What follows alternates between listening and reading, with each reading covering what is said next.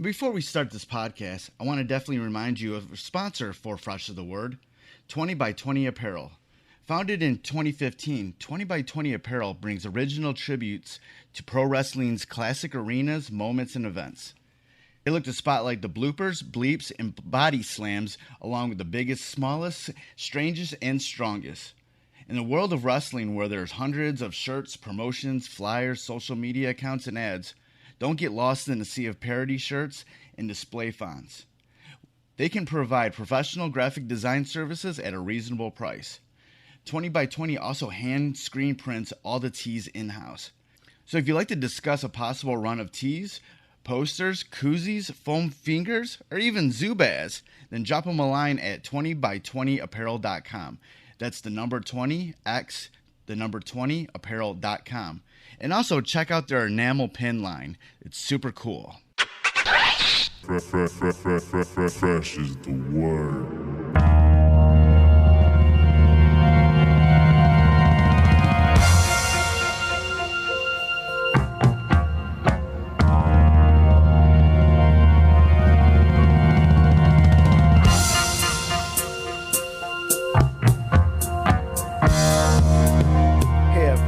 We're back. Welcome to the Fresh is the Word podcast. I'm your host, Kelly K. Fresh Frazier. And like always, we have the freshest of guests for you. The guest for this episode is Kenny Keil, artist and author of the graphic novel Smoove City, a story of four best friends as they try to make it through a crazy journey towards boy band stardom. As an ode to 90s R&B music, Smoove City not only grasped the joy from that special time of R&B music from the 90s, as hip-hop made its influence into the genre, but also shows the downfalls that happened during that journey, both personally and professionally. Equally comical and heartfelt, Smoove City is nostalgic, but with timeless themes. Kenny Keil is an artist and writer whose work crosses a spectrum of music, comics, and comedy, appearing everywhere from Mad Magazine and comic books to Vibe Magazine and music videos. During our chat, we talked about his motivation about doing Smoove City and, along with his process of creating it. We also talk about, the music that we both like and what music influenced Smoove City. It was super fun to talk with Kenny Keil. That's my homie now, man. We became friends during this talk. He's a cool guy. Before we get into this interview with Kenny Keil, I just want to give an update on the podcast, what's going on in my life. We got new podcasts this week for this one and for my Detroit history podcast, Renaissance Soul. We're going to, keep it rolling each week with new episodes. Soon I'm going to be starting a weekly Twitch video show about Detroit music history. Basically just going to show off some records, some obscure records that, from Detroit of all genres that exist in my collection. And, so go follow and hit the notification button at twitch.tv/KFreshDetroit. And that should probably be premiering within the next few weeks. I'm still working on, getting everything together, but it's gonna be super fun. I've been wanting to do something like this for a long time, be able to feature records that maybe I can't do a full podcast episode about, but be also play stuff, and those episodes are also gonna be archived on the audio will be archived on the Renaissance Soul podcast stream. And I'm going to be I'll probably be adding the video archive onto my Patreon. So go to patreon.com/freshisthe-word. And for as little as just $1 a month, you can do more if you want. But $1 a month, you can, support what I'm doing. And I'm going to start putting some more goodies up on my Patreon. Recently, I celebrated my 40th birthday, and I don't look 40, and I'm feeling good these days. I feel like the 40s is going to be good. The early 30s sucked. The late 30s, it was mostly me, getting back on track in life. I ended my 30s pretty good, even though it was pandemic. But I had a great time for my birthday. I put together a Zoom show, like a variety show.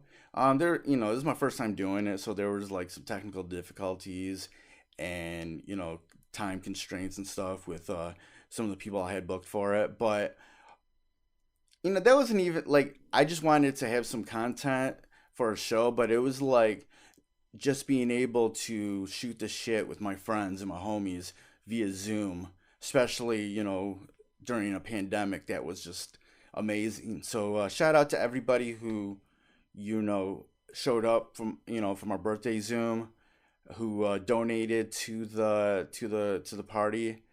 Um, Shout out to my homie House Shoes. He was there also, but also on his Twitch show on the following Monday. He just dedicated all Detroit music that day for my birthday party. So for my 40th birthday, so that was super fun, man. I just had a blast for my birthday. It was like, yo, this is one of the best birthdays I've ever had. So I'm 40 now. I got some other homies that are you know, just turning 40. Shout out to one of the Detroit hip hop homies, Marv Juan. When I'm recording it, it's his birthday. Also, shout out to my homie Matt Finney. When I'm recording it, it's his 40th birthday. Yo, man, we coming hard. Just a group of us, man, into the 40s. Besides that, this is the first episode in the Biden presidential era, and it feels so much better not seeing Donald Trump tweet every day, but just the turmoil he created, just all the buttons he pushed in America and the people who followed him. But now we're seeing like all this other crazy shit going on, with kind of people taking the ball and running with it, man. Like, especially in Congress, man, with the Marjorie Green, whatever her name is, and her crazy ideas. But then you got like mad people in the GOP who are, gave her a standing ovation in this like, closed door meeting. And I'm like, yo, this shit's wild, man. But we like, during the Trump era, we had to fight a lot, and we still got to keep our voices up, man. We still got to keep that same energy. We still got to looks like Biden's been able to overturn a lot of unfuck a lot of shit already, but we got to keep our head, keep him on his toes too, man, so we can like continue the fight, man. We always got to continue the fight.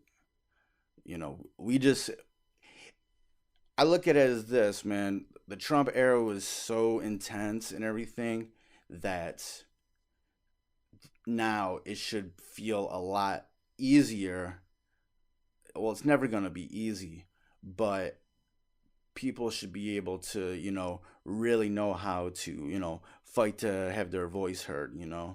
So, like, just we got to, still be on the right side of history, and be able to, still just voice our concerns, protest, keep for, the Black Lives Matter, uh, women's rights, LGBTQ rights, man, all that stuff, that's still out there, man. Police brutality, you know, police reform, gun reform, all that stuff. It still exists, but maybe we have an administration who can be more receptive to being more progressive in regards to all these things. So, it's 2021. Back with Fresh is the Word. I want to, I want to be a lot more personal with the guests that I have this year. Meaning, like, I want to like try to find the people that like these are people who really inspired me from the past or present. Like people who just were like, I want to have as many like bucket list episodes as I can this year. So hopefully, if you're listening to this, you can jump on board. You can always, hit me up. I'm on Twitter and Instagram at KFresh is the word. And those are the best ways of hitting me up. Or, email me at djkfresh at djkfresh at gmail.com. And just holler at your boy. Make sure to subscribe anywhere that podcast stream. Fresh is the word is there, Renaissance Soul is there, and I would really just love the support, man. If you've and if you can't, like, any support is fine, man. Like a comment on something that I post, share something, anything. Like, if you can just like subscribe and just let it subscribe. You don't even have to listen to all the episodes because I know I go a lot of different places. But I'm just really asking for people's support, and I feel like I've done a lot in my life to earn that trust that I'm gonna bring some quality content, So help a brother out, man. Just hit that subscribe button or follow or whatever, and just help me out, I'm around, man. Just hit me up if you have any feedback, questions, concerns, whatever, man. Just hit me up. All right, enough rambling. Glad to be back. Fresh is the word. 2021. We in this. All right, let's get on to my interview with artist and author Kenny Keil of the graphic novel Smoove City. All right, welcome back to the Fresh is the Word podcast. And joining us for this episode is Kenny Keil. He's a writer and artist who has appeared in many magazines, books, works for television, art exhibits around the world. He's done comedy pieces for Mad Magazine, has had comics, graphic novels. He's big into 90s hip hop and R&B, and you'll see that in his new graphic novel called Smoove City that's coming out real soon. It'll probably be out by the time you hear this. So thanks for joining us, Kenny. How you doing? I'm doing great, man. Thanks for having me. Cool, man. We were talking about this before we were rolling, man. It was like I started investigating you after I started reading Smoove City. I'm like, I have a kinship with this guy, dude. It's like I think we definitely paid attention to the same things growing up, 90s hip hop and stuff like that. So when we talk about Smoove City, what was the idea behind that? Because the references about 90s R&B that you have in this story, you can't just do a Google search and bring them up. You have to been experiencing that, because there's things that in hindsight you make fun of, that we all make fun of about the 90s and R&B and stuff like that, but it was it's a lot of everything gripped into this story. So I know you had to just be there paying attention. So what was the motivation about doing this story? Yeah, well, the story is basically it's about these four best friends they're trying to make it in this treacherous world of early 90s R&B. So they're going to be learning about the music industry and the world and themselves along this journey they go on. And the genesis of the idea really was just that, just being such a music nerd in my youth. And this is just a theme that keeps playing out in my work over and over. Just, comics and music and comedy all just being sort of interlocked, because that was what I was into. And I had a bunch of different approaches that I was trying initially. I knew I wanted to do something with that realm. I had done a lot of hip hop related projects, and I was sort of branching out into other things that I was into, other things that I wanted to express, and other worlds I wanted to play in. And I was, at first they were they were an R&B group that were secret agents, and then I was kind of streamlined it because just that world has so much going on already. You don't really have to put anything crazy on top of it. It's No. crazy as it is. So, as a 10, 11, 12 year old, you start growing up, you start developing your own taste, getting out a little taste of the world. And so, I was watching the music videos, I was reading the magazines, reading the liner notes, and just I couldn't get enough sounds and images. So and it's just cool to put it all out there and then connect with people like you, because art it's communication. It's Right. this call and response. So when I put something out and I throw all those references in there, I want to make something that you can enjoy the story even if you don't get the references. Right. But I want to give those little Easter eggs, because those are my little bat signals. And thank you for accepting the call. What I seem to notice about this story is that it kind of mixes like what we would see, what we were seeing in the eyes of a 12-year-old when we were witnessing it, but it also is kind of mixing in like the hindsight 2020 about what like the music industry does, what happens to these types of artists, the types of things that we didn't really understand when you're 12 years old. Like, kind of talk about like mixing like those sort of points of view together. Yeah, that's great that you picked up on that. Certainly, I wanted to keep that magic of youth in there, right? It's interesting to me that these were kids a little bit older than me, these characters, at that time, and now I'm older than them, right? So I have these two viewpoints on it. I definitely wanted you to feel like it was sort of being packaged and presented to you, almost like you weren't really watching the real world, but sort of like a music video version of the real world. That's why the colors are turned all the way up. The backgrounds are kind of abstracted. It's based on real locations. It's based on real life, but it's just filtered through that nostalgia, through that magic. But yeah, as you said, like the world isn't like that. And that's a big theme of the book. Things not being what they seem, not being always how they're presented to you. So, without being too cynical with it, I try to take like a little light satirical touch of the predatory practices of the music industry, or just the media slant on pop culture.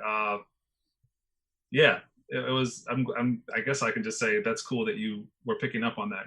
I'm just now getting the book out there and people are reacting. So you never really know.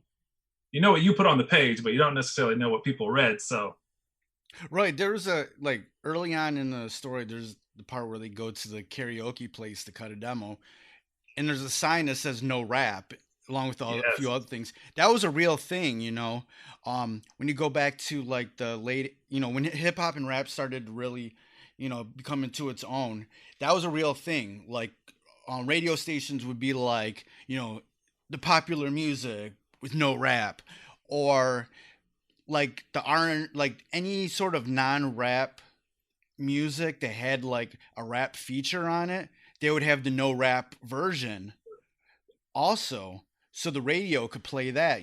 There was definitely a huge bias like against rap music, like during that time. That was it was crazy. It was like it has so many levels of like just racism and classism and stuff like that Mhm. packed into there. So like that was like one of those things where I'm like, yeah, that really, I really understand. Yeah, you understand that.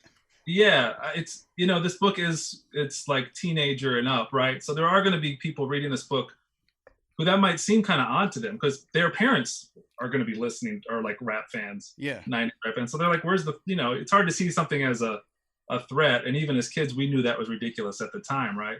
Like, do you remember like TLC Waterfalls? Yeah. They cut Left Eye's rap out of that. And No. it's like, it's wrong anyway, but like, she was rapping about like rainbows. Right. Like, like any sort of rap, if there was like an R&B or a dance record or anything that had like rap in it, they had a no rap version, and Exactly. it was crazy like then, No, remember those like jock jams from like Two Unlimited and stuff like that? Like they have versions where they don't have the rapper in it, and the rapper What's left? is what is like the is half of the main part of the group. Like Yeah, yeah. You so were, it yeah. They it, would, just it ridiculousness, was and yeah, and I ridiculous, definitely, and yeah, I am trying to make, I am nostalgic. I do love that era, but like, you don't want to lie. No, You no. can make jokes, but you don't want to lie in your art. So I did try to hint without making it too heavy, like, oh hey, like everything wasn't, it wasn't utopia. You know what I mean? Things were opening up in a new way. It was, there was progress being made, but it was far from ideal. And Because that's like just in one those, little. yeah, during that time, not only did you have to like rap music and like R&B was going in this whole other way where it was influenced by rap music and hip hop. So like the previous generation of R&B, like those people hated it, and then they hated rap, because they're like they hated where it was going. So there was all these obstacles that people had, it was, they had the obstacles against, middle America white people. They had the obstacles between the older black folks, so like there was definitely these, I think that's what made that time like a golden era in many ways, because there was competition and a struggle with it. So it churned out a lot of great music, but like yeah, they had a lot of obstacles to get past. Yeah, you're absolutely right. That age division, that R&B was a conservative, older person's game, and Even though you had, those guys were talking mad shit on those records back in the 60s and you could 70s, man. you listen, you can sing all kinds of filth, you just can't rap it. Right, man. They were, oh Go man. easy on the drums, yeah. But then to the, you got to shout out Teddy Riley, and just here's a guy who had a hand in doing, Slick Rick the show. He's got a background in rap, and then him and Keith Sweat get together, and one Right. thing leads to another, and you have New Jack Swing. And I think that was probably partly, you can partly credit rap going mainstream, even though they were cutting it out of the radio edits. You can't deny See with that forever. So the new Jack Swing era, that that came like late 80s, early 90s, and that was like a transitional period between the two golden ages of hip hop. yeah, And it kind of helped hip hop grow and helped R&B kind of stay like kind of progress also. But right, then after that, you had the golden era of hip hop from 92 to like 96, 97, where it just like you were slammed by this whole new sound of things, yeah, and so like even that New Jack Swing sort of thing kind of like died out really quickly, because it became kind of corny, to a certain extent, and then you had a whole new breed of like of R&B that was really influenced by hip hop, mm, that came in the mid 90s with the Jodeci's and stuff like that, yeah, where yeah, they kind of shredded a lot of the things that you kind of joke about in Smoove City. They kind of shred that sort of image, the for a little while. The funny thing is, a lot of it kind of comes back, like the begging on your knees and the grabbing the air and stuff like that. yeah, Like stuff like that would eventually come back to a certain extent, back like in the late 90s into the mhm, 2000s. yes, And but there there was like a weird like back and forth with like hip hop and R&B for a while, that like those older generations like didn't really appreciate, even though somebody like Ron Isley always, the whole Isley brothers would like always be strapped and probably more gangster than any gangster rapper, man. right, yeah. You don't want it with Mr. Biggs. Nah, nah. So okay, so like around the around the time in your life that maybe you feel like Smoove City is like kind of depicted on that sort of time. Like, where were you in your life? How old were you? Where were you living? Sort of, what were the things that you were listening to? Yeah, well, this is I never put a year on it. I called it that it takes place in between Teddy Riley and Puff Daddy. Okay, So yeah. it's in that it's would be late elementary, junior high years. Yeah, For me. yeah. This is Uh, like this has like huge like Uptown Records vibes to it. yes, yes. So yeah, I was hugely into it. I'm growing up in the South, which is why the guys take a detour through the South, just because I wanted to sort of call out the places where I would have been as I got older, going Yeah. to like clubs and going to concerts for the first time. I wanted to sort of show love to those types of spaces too. Street festivals, just Right, right. it's definitely a different image than what you would see in the New Jack Swing like music video. But yeah, I mean, it was just that was the time of my life. There's not a whole lot you can say about those years. I didn't have a driver's license, but like. But what was some of the records that you were listening to, both like R&B and hip hop and stuff like that? Yeah, I mean, oh man. So listen, yeah, I mean, I was just ahead. I don't even know what to tell you. Here's an example of where I was at that time. I had 2 CD towers in my room. I had one East Coast rap and the other was West Coast rap. So I was deeply entrenched. So, and with R&B, I guess anything that Babyface touched, anything Teddy Riley touched. You mentioned Jodeci. Jodeci was huge for me. I love Boyz II Men, but I would always lean towards Jodeci. They're a little more adventurous in their production. Mm-hmm. They had this sort of rock star kind of vibe. You see them out in the Cry For You video in a desert wearing leather vests, like with a piano. Who does that? Like, yeah, who does that, man? You out in the desert in full leather, dog. Yeah, like that's commitment. That's commitment. She said it's been an hour since she'd only been gone an hour. They had dragged their piano out to the sand dunes.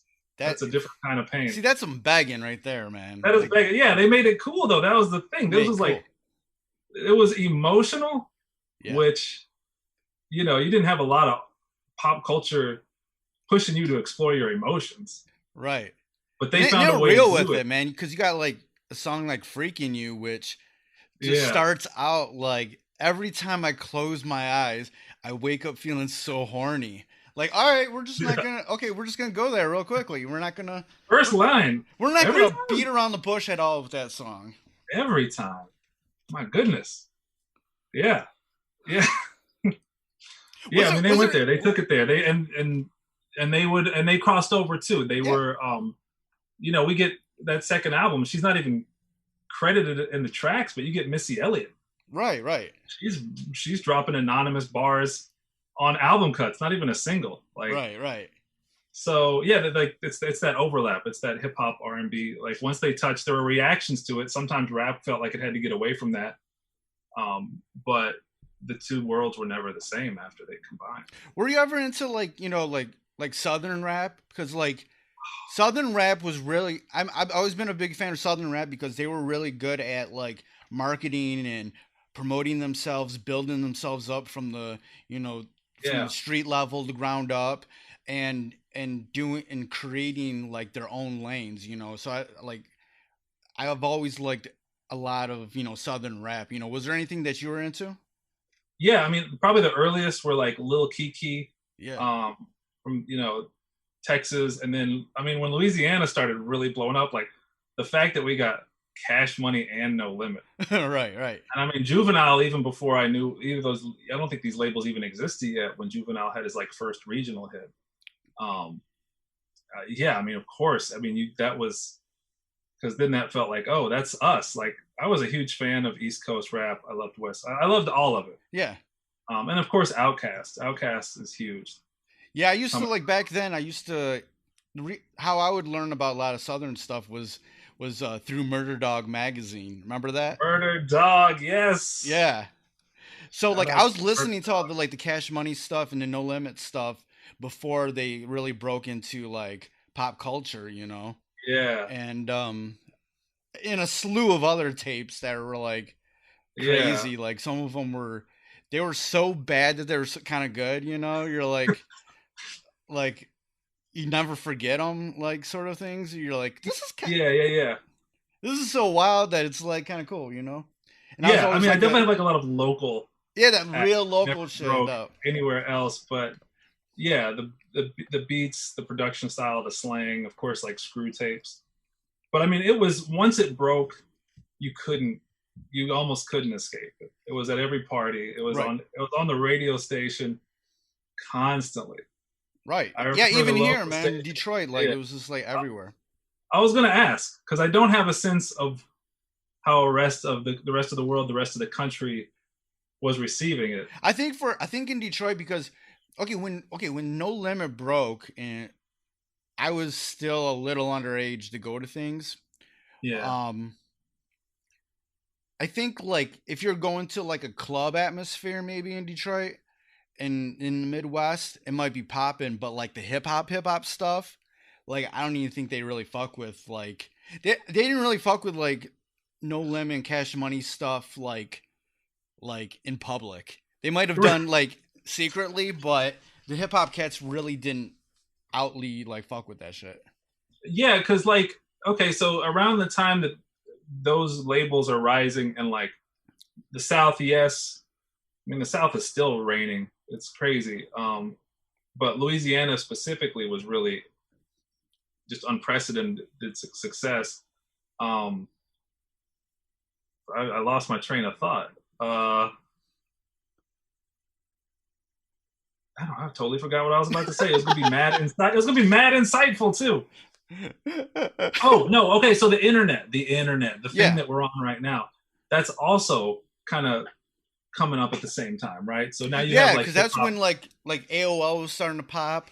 Yeah, Message boards were like really starting to pop, yeah, and like yeah, that was another good time because like you would start like slowly getting like these websites, these blogs that would upload regional and hmm, local tapes from other parts. So yeah, you get to know all that stuff. That's kind of how I got my break into like the Detroit hip hop scene was being one of the people like on the internet that like yeah. exposed Detroit hip hop stuff, during that time, and that was I love that time, like the message board days, like the old Yeah, internet, so before yeah, social media and everything, that like you would be able to, you wouldn't be like always sold like upon all these music. You'd be able to find all these artists organically, and it was just like, yo, this is crazy, yo. yeah. Stuff you wouldn't have found any other way. It's so commonplace now, but it really was like a new world. And I definitely would be on these message boards, and I would definitely pick up on like Lil Wayne being treated more like a punchline. Uh, and yeah, Detroit. I mean, gosh, like I think probably the internet would have been my first exposure to like Dilla, Slum Okay, Village. this is okay. You're around the same age as I knew MC Breed from he'd pop up in the source every now and then. right. Wait, how old are you right now? 40 Okay, right now. okay. I'll be 40 in January. Do you remember a website back in the day called Renaissance Soul? Sounds kind of familiar. Yeah, it was a Jay Dilla website. Oh yeah, I mean I probably was on it. Yeah. Yeah, that was my website back in the day. What? Yeah, Oh, I was the one that like created like the Jay Dilla discography that was like on OK Player and stuff. Like, do you remember okay. that? Player. Yes. Yeah, that was me. That's Yes. me. Okay, player. Yo, that's amazing. Yes. So okay, so we, yeah, Yeah, so yeah, like we were around the same time, like, actively on the net and stuff like that. I actually just brought back the name Renaissance Soul as a podcast. That's yeah, a Detroit music history podcast. incredible. Yeah, That's great. so yeah, like when I was going through everything, I'm like, I wonder if he knows about my old site, man, because Right. he looks like somebody who might know about my old site. Dang. Well, yeah. Maybe who knows? Maybe we got in a flame war. Manny Fresh versus Dilla. Maybe we fought on a message board. And Nah, stuff. I No, man, probably- that's I amazing. probably I know your work. That's incredible. Nah, I probably wasn't like I wasn't debating or getting into arguments with people No, it's never been my style. That was never my style either. But like, it would be like, not me. I would just always be like, just correcting people on, on like what things they were wrong about in regards to Dilla and Detroit hip hop and stuff like that. There's a lot of that. Yeah, man. I've never lived in that area. But one summer, I remember the Spit Kicker tour. Do you remember that? Yeah. I happened to be in Detroit the night that it was happening at this like historic theater. It was across from the baseball stadium. Oh yeah, that's probably the State Theater. Okay, probably. Yeah. Yeah. So and I came out there and they brought out Slum Village. Who was on that? I remember Common, De La Soul. Yeah. Biz Marquee. Oh yeah. Okay. Yeah. Maybe. Yeah, I was probably at that show too. I've been to so many shows that when you said that, I was like, I remember the name, but I don't know what it was. That one just sticks out because I was like, I don't know where I am, but I'm gonna go to this show. Right. Yeah. So like, you've had your hands into a bunch of other things, doing, treatments for music videos, doing other illustrations, doing stuff for Mad Magazine. Like, how do talk about some of the other stuff that you did and how you kind of got into doing those things. How did you break into those other things? Yeah, man.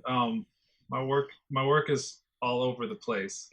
It all kind of originates sort of the same way. I'm coming up in my background's graphic design, right? So I studied that in college. I always liked comics and cartoons, but I wasn't really in a place geographically or mentally to understand how to make it happen. So I was like, I'm gonna get this graphic design degree.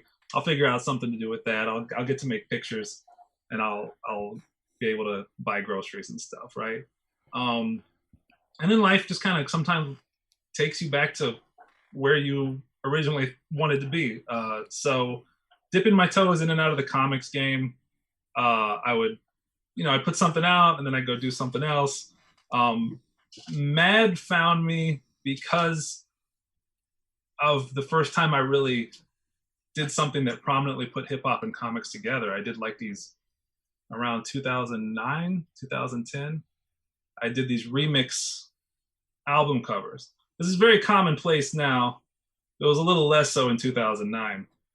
But I would take classic hip hop album covers and I would remix them with a comic book character. Yeah.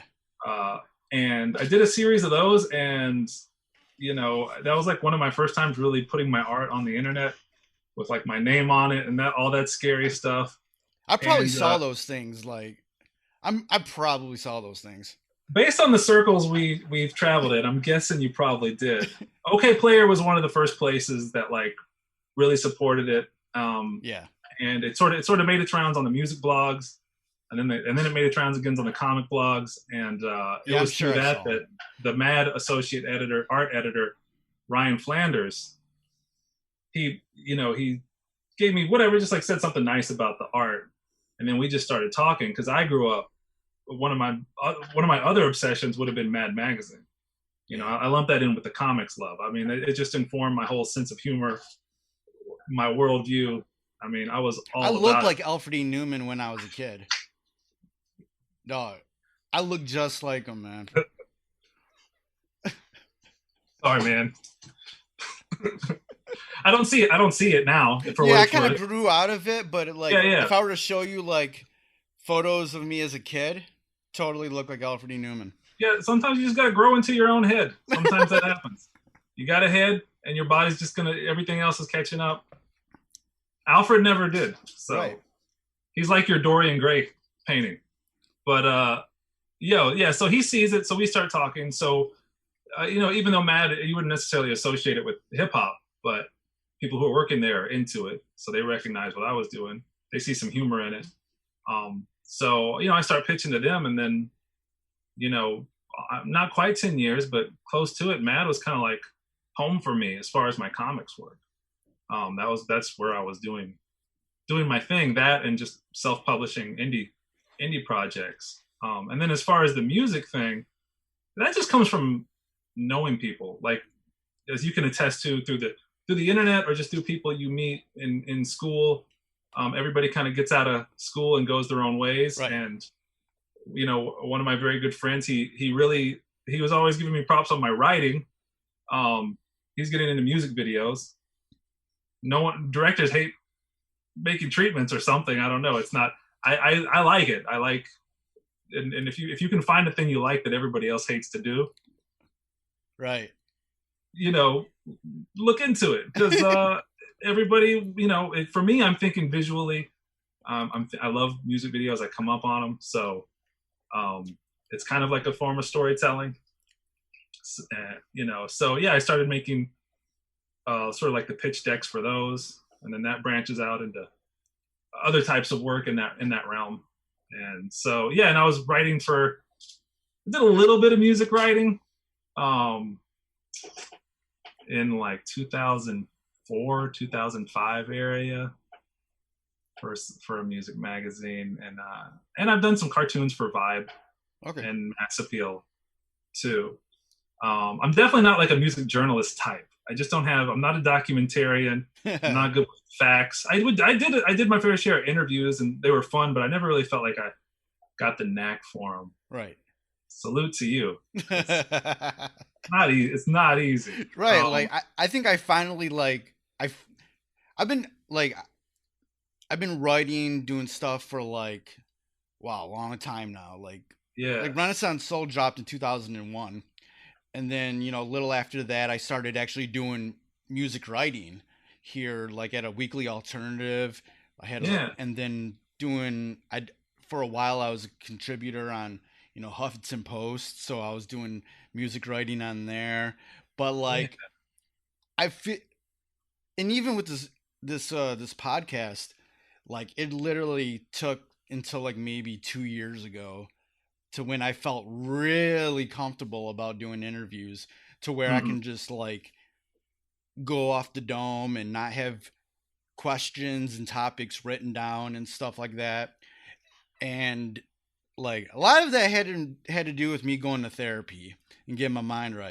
Oh, okay. So that, made me, cleared my mind, gave me a lot more confidence. So I'm in a place now where I can easily do, for the most part, easily do interviews with people as long as they're willing to talk back to me. Yeah. you need that. Yeah. But yeah, the headspace is important. If I can, even being on this side of it, I get real nervous beforehand. I get kind of stuck if you get stuck in your head, you're not really engaging. Right.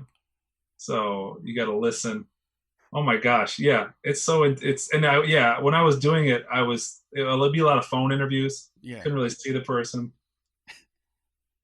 First dude, and I was working it wasn't paying a lot. I would be at my day job, and then over my lunch break, I got to go to the Sonic parking lot and call Twista with a little notebook in my lap. I don't even have the equipment to record it.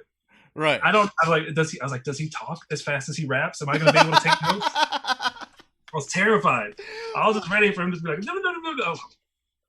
Yeah, but it was cool. He was actually super laid back and chill, but you get all that anxiousness in your head about doing right by him. Given all the things that you do, kind of got your toes dipped into a few things.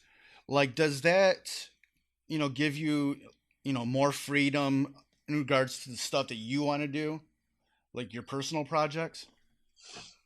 Yeah, I don't know. Freedom, it's such a tricky concept because there's real life obligations that you have to keep workflow going. So you have your personal projects too. I'll say I don't get bored, and I'll say that, what are the other positives?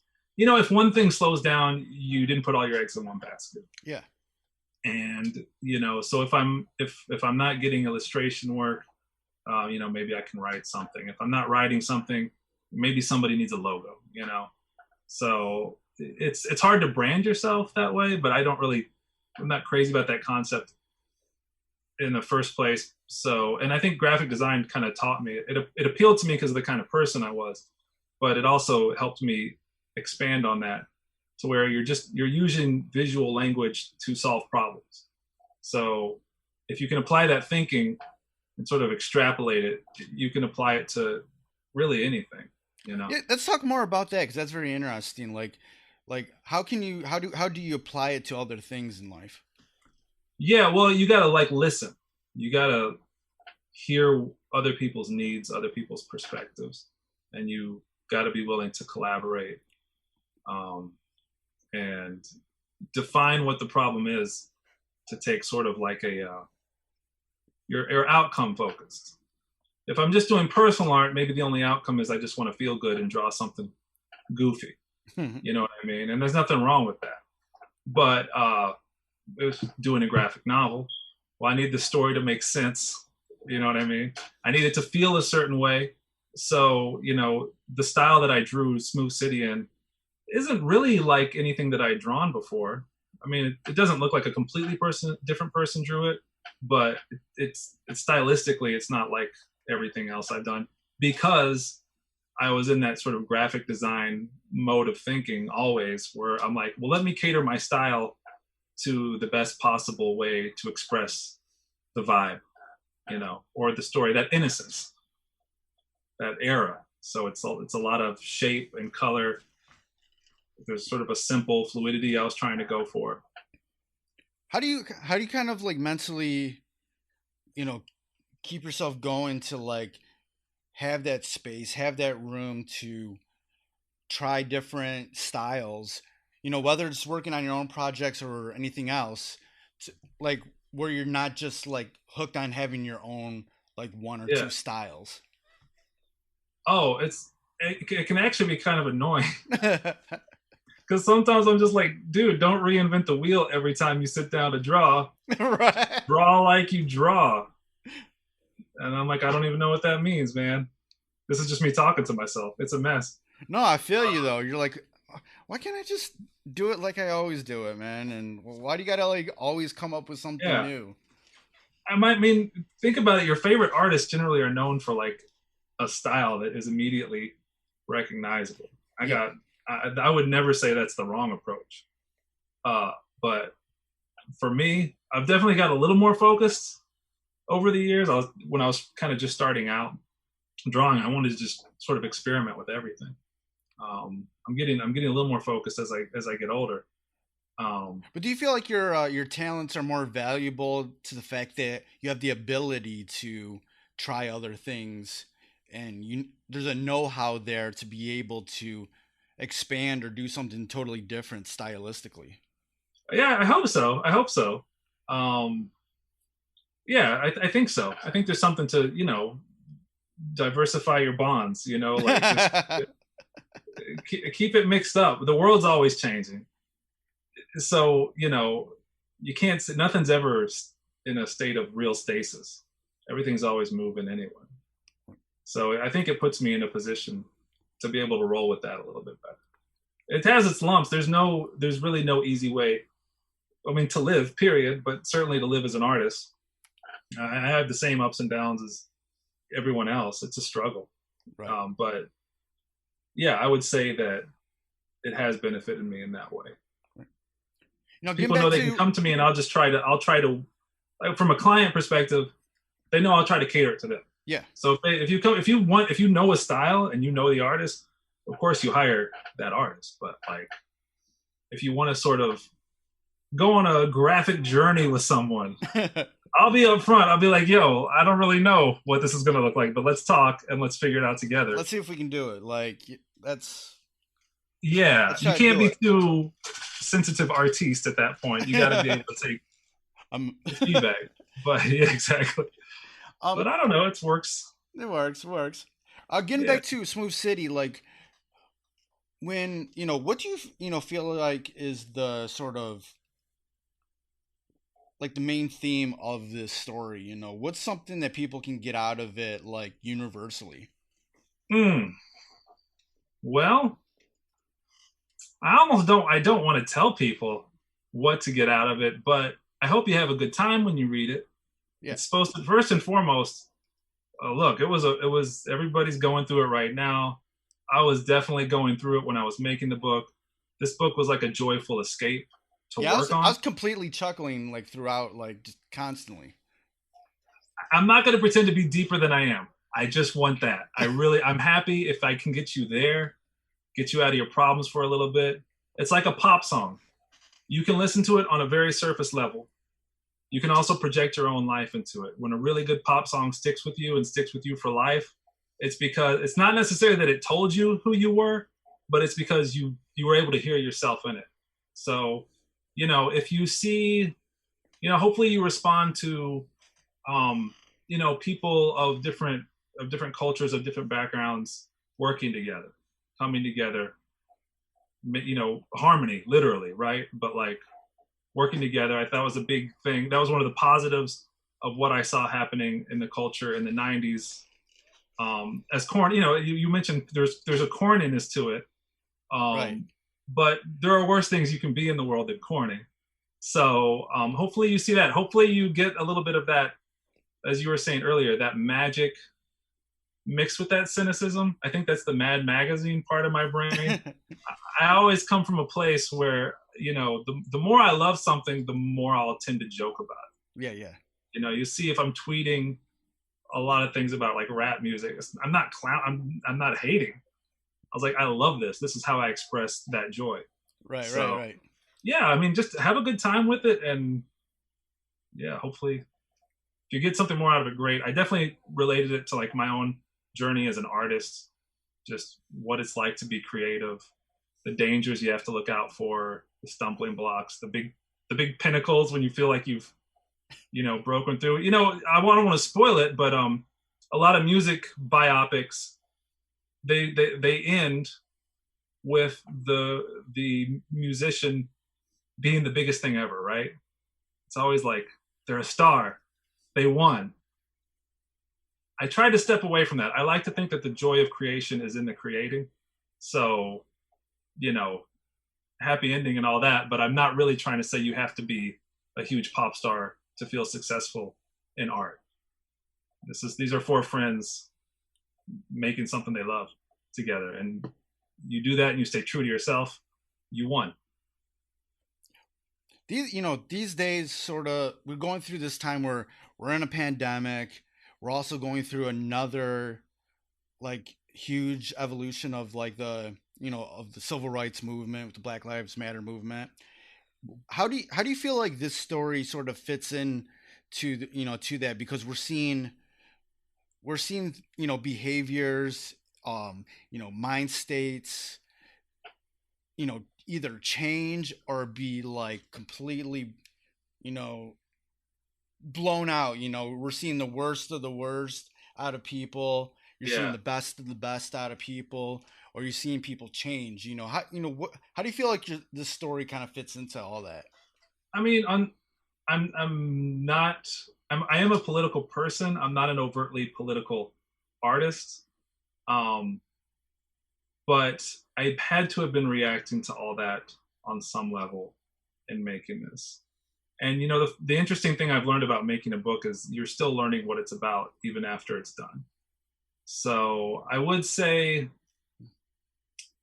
how New Jack Swing, it wasn't overtly political, but when you look at those images of joy and prosperity, and you kind of compare it to the arc of American history, of world history, it becomes political almost, Yeah. right?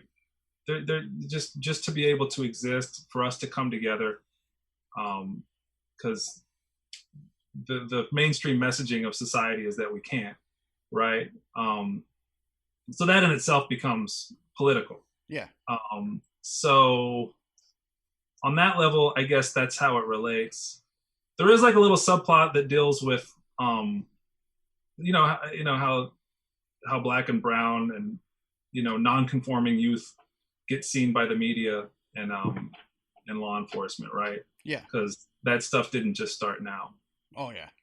It's not, it's handled with a light touch, and it's playing off of the heavy American history side of things. It's also playing off things like the goofier side with like Tipper Gore, which we just saw with Cardi B and Megan Thee Stallion.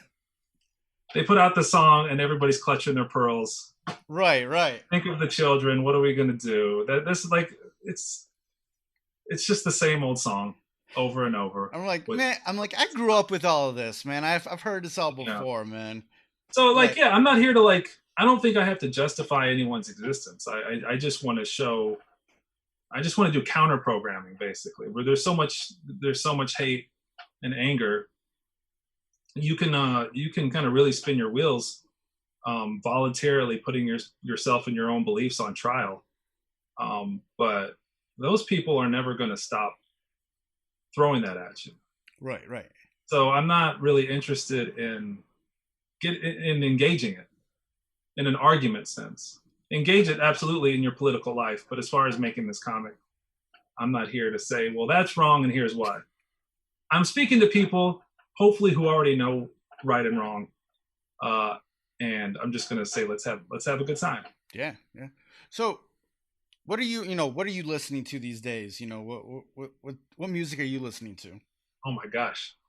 Well, just today, there's a new project dropped by Salt. Yeah. ULT, you need the Salt. They're amazing. Oh man, like that's like the fourth album in within 2 years, man. Just all yeah. I was like, no, they didn't drop. No, like they already had something in 2020. Like that's no. This is like the fourth one. You're like, whole thing. Yeah, no, that's you would discover a new group and you wish that 3 more albums dropped instantly, but it doesn't happen that way. And I'm not tired of it. I'm not oversaturated. They're amazing. I say on the rap side, I like everything coming out of the Griselda camp right now. Oh yeah,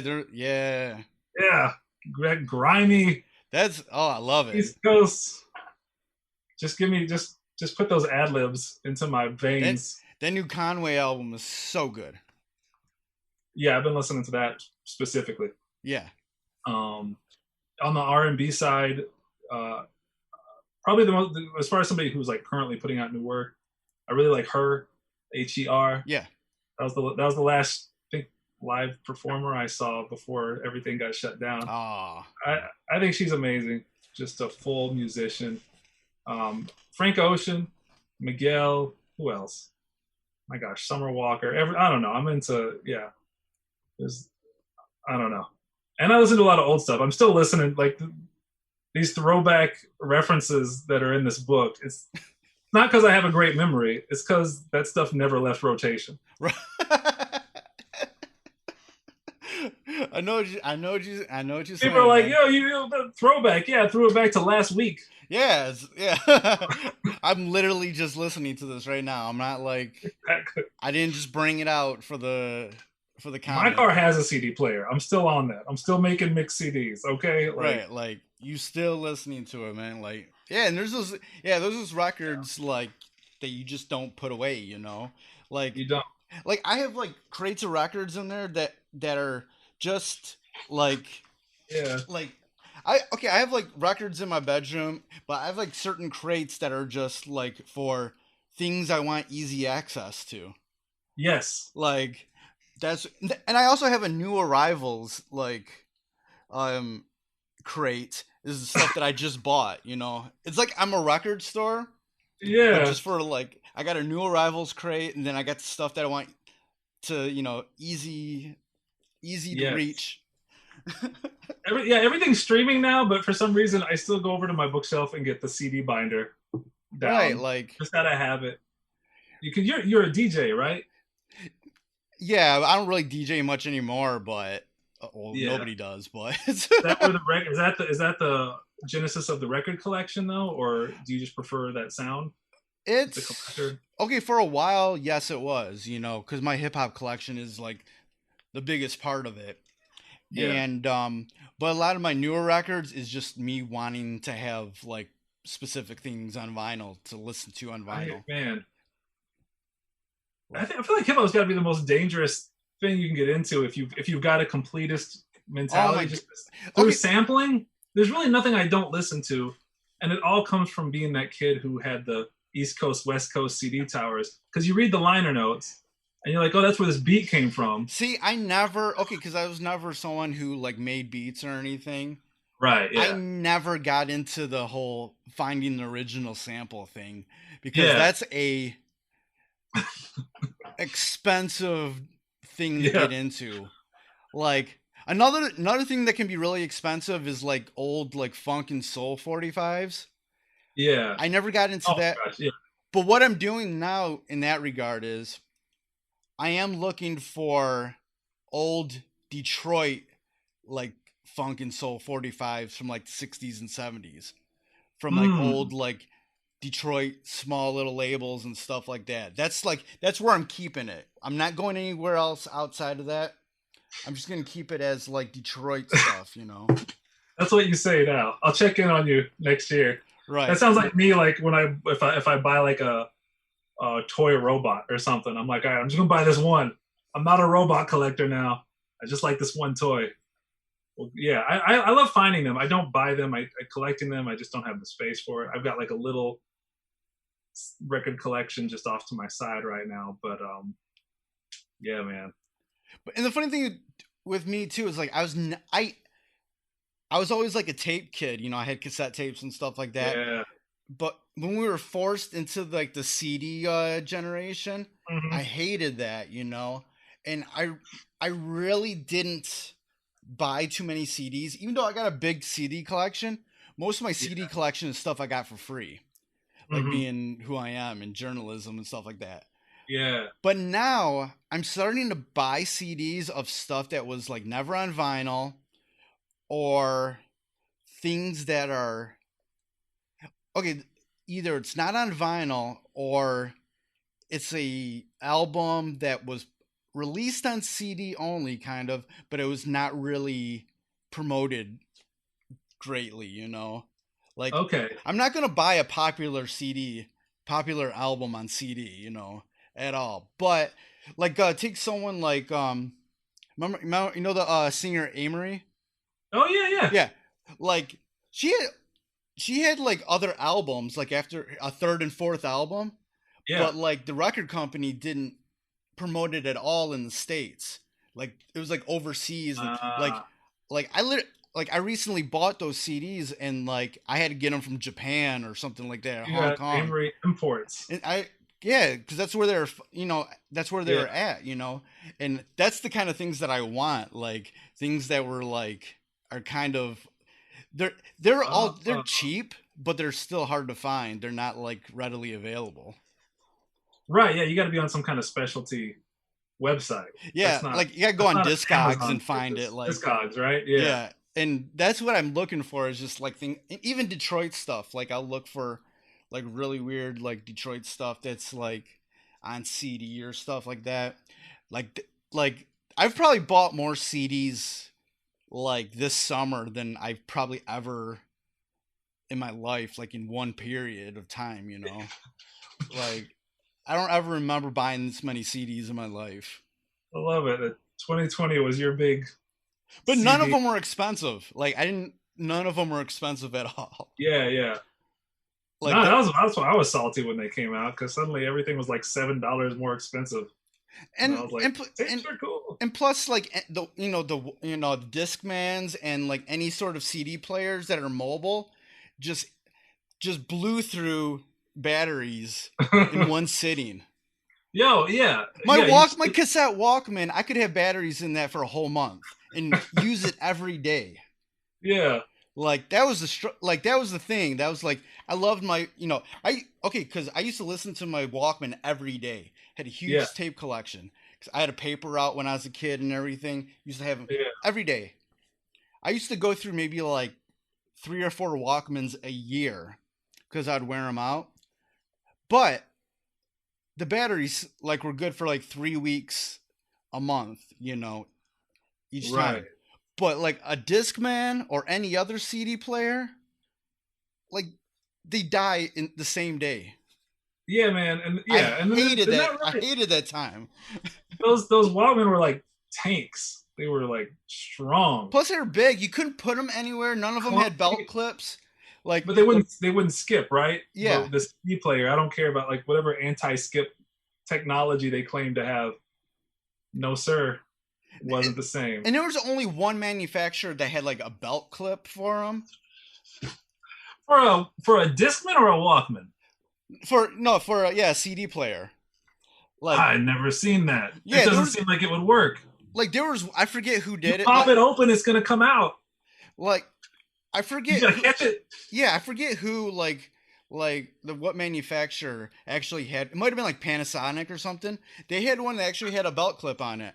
Like other than that, remember they used to have things that you could put on your shoulder, your arm, or like a thing like you could put the CD player in, so you walk in and stuff like that. Do you remember the tape player adapter? Oh yeah. So I know you know, but for anybody who doesn't know, because just describing it, I feel like it's something I dreamed. You had your CD, you'd have your Discman, your portable CD player. It had a wire that plugged into it. On the other side of the wire was a cassette tape with nothing on it. Right. And then you stick the cassette tape into your tape player. Yeah. Which always made me hella nervous because I got this wire hanging out of my tape player now. Like, what's that gonna get stuck in? Yeah, I used to have one of those. And then in very poor quality. And then you're driving like Louisiana, like we didn't have the best roads. Like you're there's no place to put the CD player. You try to balance on your dash. You got to get your homeboy to like hold the. It wasn't give me the aux cord. It was when you hold my Discman. There's absolutely no place to put that. Like I think I had one, but I didn't have that many CDs, so I just never really used it in my car because I had enough tapes to my first car just to like listen to what I wanted to. But yeah, like the CD age was so annoying. Like for me, like. I know everybody liked it because you could skip to your song and like you had the CD quality, but like if you're mobile like I was walking around, stuff like that, CD players were like not the deal, I just kind of quit doing it all, and then until like the MP3 age was when I kind of finally came, and even that it took a long time for me to get like an iPod or anything to like listen to stuff when I'm walking around and stuff like that. Yeah It took a long time for me even to get there, but I was like, oh, this is like when I was a kid and I had tapes. I could walk around and listen to music. Tapes are like they kind of had a little bit of a comeback though. Yeah, it's like a little novelty thing. I've been buying stuff like that from like artists that I like. If they have one, I'd be like, oh yeah, let me get that. Like it's a cool little thing. Yeah, man. I used to love dubbing. No, what I used to do, like this is such a old like 90s thing. When I was in 10th grade, I used to like using my like dual cassette boombox. I used to make tapes for other people at school. Yes. Like mixtapes of like, it'd always be themed too, like East Coast stuff, West Coast, Southern stuff. Like it was like all these things that I was like listening to that nobody else was, and I would just like make people tapes, That was my biggest sort of spike of popularity I think ever. And back when I was in school well, everybody knew I was like the hip hop kid, the rap kid anyways, know.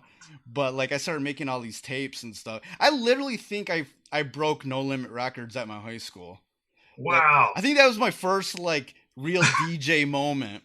Yeah. Was breaking No Limit Records music at my high school in like in 97 or something like that. Or oh my gosh. You made him say Before all that, I was like, it was like the Mr. Ice Cream Man and stuff like that. Man, yeah. Stuff like that, dude. All the stuff I was reading in Murder Dog, like that was me in 10th grade, yo. Yeah, that was like a whole we could go on all day about this. I just remember the Source having this like New York number you could call to sample CDs coming out or albums coming out rather. Right. And you would call the number. Oh my god, I did this like once. So you're calling long distance, which was not really something you really did frivolously. Right. This is why I only did it once. But you push like a number for what record you wanted to sample, and it'd play over like a bad answering machine connection. You'd hear like a few seconds of the song. You'd go to the next track. I mean, it was crazy. It just blew my mind the first time I went to a Tower Records and they had like, you could listen. They had these CDs that you yeah, man. Like the listening stations at Tower Records and stuff like that. That was the place to go, man. Like if you and your group of friends and stuff like that, like hang out and listen to the stuff, you know. That was that's so something like that's something like people now don't understand. Like, you know, hitting the listening stations at a record store. There might only be 3 of them. You might have to wait. Yeah. Imagine waiting to hear a song. Yeah, imagine waiting. Like, that's all we did was wait to hear songs. Stayed waiting. We hear it on the radio. We go to the record store. You have this song? Nah, it's not coming out yet. Okay, all right. Like, okay. Dang. We were a little disappointed, but like we understood, you know, we didn't know any better. Yeah. But now if you were to tell somebody they can't listen to a song that they just heard, they'll lose their shit. Like, what do you mean? What do you mean I can't listen to this outrage. Song? Yeah. What do you mean? Yeah, man, that instant access. Okay, so like, you know, aside from, you know, Smoove City, you know, do you have anything in the works coming up after that? Oh man, I'm taking a little bit of a break. I'm not working on anything I can really promote. I'm definitely staying busy. I'm working on some pretty cool projects that hopefully I can talk about soon. But as far as a comic, I got nothing right now. I'm just enjoying this sort of first book experience. I know everybody always has like, I feel bad. Everybody always has their next 2 or 3 things lined up. And I'm like, no, I'm going to take a nap. I'm going to rest my hand. I'm going to put my hand in some ice. That was a lot of drawing. But no, I'm kind of just seeing what happens with this book and just grinding away. You know, what's been your you know, reaction to other people's feedback thus far? Great. I mean, it's felt amazing. You know, I got a little taste of it early on because it started as a mini comic that I had brought to San Diego Comic-Con 3 years ago. Probably, it must have been 3 years ago. Yeah. It took me like 2 years to draw. So, and it was a real small run, but it amazed me the reaction it got. You know, I've been going to Comic-Con for a while. You sort of have your people who will come to, after a while, they know what to look for you. They come to your table. And it's just a hangout. Our Comic-Con vibe, me and my collaborator on a lot of other projects, Gustavo Alberto Garcia Vaca, we have this special sort of vibe at our table. So people come by, we talk about music. I kind of know what people are into, but it's not like the mainstream Comic-Con crowd. So for me to go to Comic-Con with a mini comic about, you know, a 90s boy band in the midst of, you know, the big Marvel movie, the big DC movie, you're not really expecting it to, you don't really know what to expect. Right. But it was just like, people got what I was going for. They got that it was just a love letter. It was just a tribute to an era. See, I'm the type of person that goes to a con and finds people like you. Like, I want to see like the other things, you know? Yeah. It's, well, I mean, the great thing about it is there's so, like, statistically, there's just so many people there. Like, there's something for everybody, but you might have to, like, folks like ourselves, we're going to have to sort of keep our eyes extra sharp because it's hard to see. It's hard to find what you're looking for sometimes. But so putting it out there and getting people's reactions from that, I mean, that's where Amanda Meadows, who's the editor of Smoove City, that's where she read the book. And she was really the one who said this could be a graphic novel. Yeah. Which, that's like the second time. I worked with her when she was running Devastator, this like sort of indie comic anthology publisher. And she's always just fun. There's always just things on my hard drive, and she's just like, yeah, that could actually be a book. And I'm like, nah. She's like, yeah. I'm like, all right, well, I'll try to see what I can do with that. And so from that Comic-Con conversation, you know, we built it out into something really special, I think. And it just allowed me to go really deep into that world and really load it with, you know, just so much of that time. Right. It fascinates me, like, in that world, with me coming from a music world, how like you can do a project like that and sort of premiered in a little way years ago, and then but still like kind of work on it and have this whole other iteration of it years down the line, and it's not thought of as like an old idea. Yeah, it's pretty wild. I mean, this is like there's definitely a lot of cases where there's a graphic novel and it's most people's first time reading it, and then what you didn't know is that artist was eking out like monthly issues, or they were doing it chapter by chapter, because it's an arduous process. I totally get it, because if you thrive on like feedback, you're gonna want to like put a little chapters out just to keep you motivated. And if somebody's expecting it, I mean, that's the thing. Like having a publisher for me, that's served that purpose for me. I need somebody with a deadline. I need somebody to get mad at me if I don't do it. For real. I feel that. Yeah, that is kind of a unique thing to comics, right? Like you're not realizing that what you're reading may have taken years or even decades, and its first iteration wasn't necessarily like a big paper, perfect bound book that's on your shelf. They can be mini comics. They can be a web comic, right? Something that only existed digitally that comes into a book form. In this case, I wasn't doing a series. It really just started with this one little floppy mini comic, and then I just kind of went straight into developing the graphic novel from there. And then at the same time, like my music mind is like, somebody puts out an album, they promote it, blah, blah, blah. But when the next album comes out, they kind of downplay or don't talk about the previous album. Comics, like comic creators will still like promote their whole like catalog of things, like it's all new, Yeah, well, it's gonna be new to somebody. Yeah, it'll be new to somebody. There's sometimes where I've been, I'll buy something at a convention and I'll look at the date on it, and it was like 4 years ago or 5 years ago. Yeah. And I'm like, oh shoot, I didn't know this was that's crazy. Like talking to them and blah blah blah and everything, and you're like, oh, this was made 6 years ago, and like they're pushing it, they're still pushing it with that much excitement, Yeah. Well, it's good to stay passionate about it, and then you might have a stack of them in your closet that you still got to get rid of. So, right. That's the small publishing life, right? But even with them, man, like even then, I know music artists that have a ton of,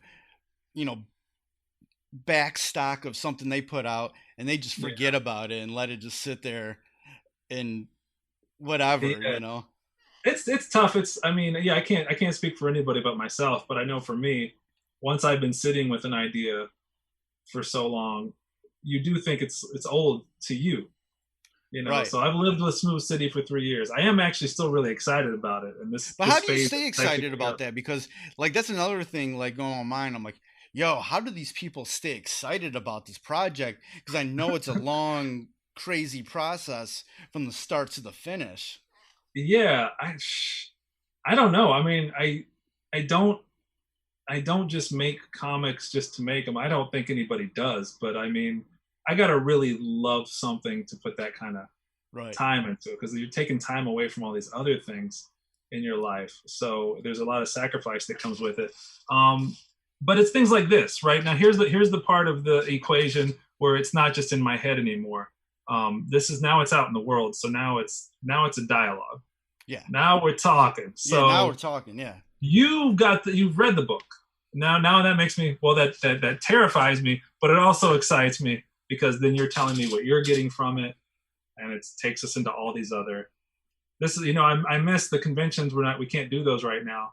But what you're giving me, what I'm getting out of this, feels very much like a convention experience where somebody picks up your book, they pick up, this music reference or comic reference, and next thing you know, you got like a new friend, because you realize that you guys have been kind of on a similar track.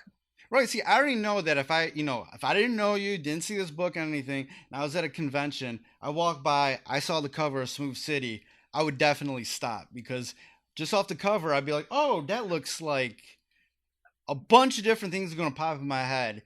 Yeah. Before I even pick it up, And just because of my interest, I'm going to pick that up. I already know. you're not going to see like a dude in a teal blazer and braided belt on a lot of other comics. I tried to be very overt on the cover of what this is. I'm like, okay, this is either going to be like this is going to be maybe about some hood shit. Those are drug dealers. Those are R&B singers. There's something that like that I'm interested in this book. I just know because that's my style right there. Like that's what. Okay, cool. That's the type of things I like. So like I know I would at least stop and talk to you about this man, book. That's great. I hope other people stop. I hope other creators. I don't know, man. Let's keep it going. This is one book. It'd be cool to see other books that touch on other aspects of this culture and other creators. And yeah, man, it's just this is what makes it fun. It's what keeps me going. Hell yeah! Before we get out of here, do you have any final thoughts?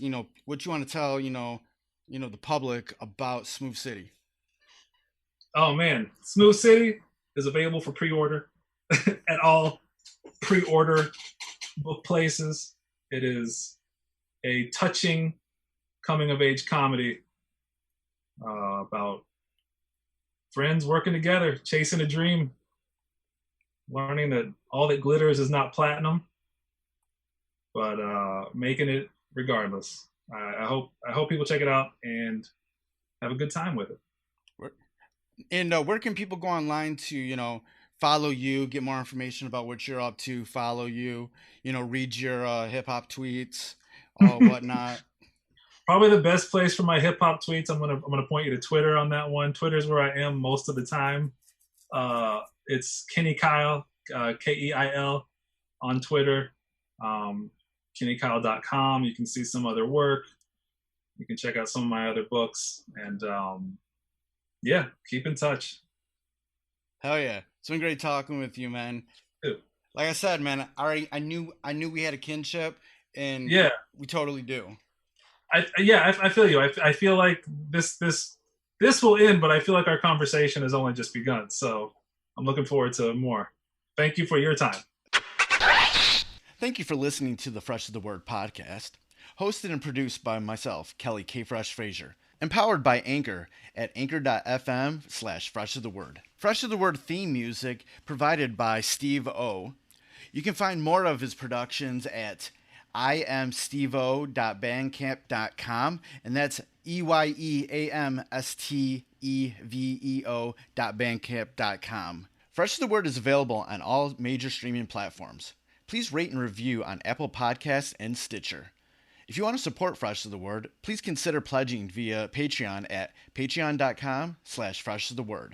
Follow Fresh of the Word on social media on Twitter at FreshOfThePod, on Instagram at Fresh of the Word Podcast, and join the Facebook group at facebook.com/groups/FreshOfTheWord. For more information about Fresh of the Word and our other podcasts, Breaking Records and Renaissance Soul, and a collection of pop culture articles and reviews, please visit freshofthepodcast.com.